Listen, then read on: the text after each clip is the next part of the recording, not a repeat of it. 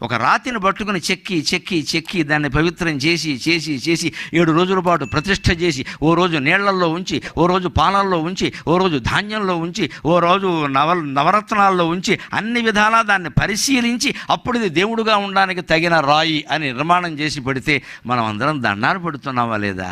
రాయి దేవుడయింది, మనిషి ఎందుకు దేవుడు కాడండి? అర్థం లేని మాట.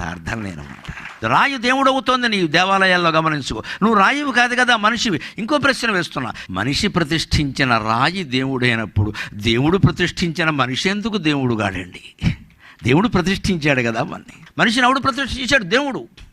మనిషి ప్రతిష్ఠ చేసిన రాయి దేవుడు అవుతున్నా, దేవుడు ప్రతిష్ఠ చేసిన మనిషి దేవుడు కదా.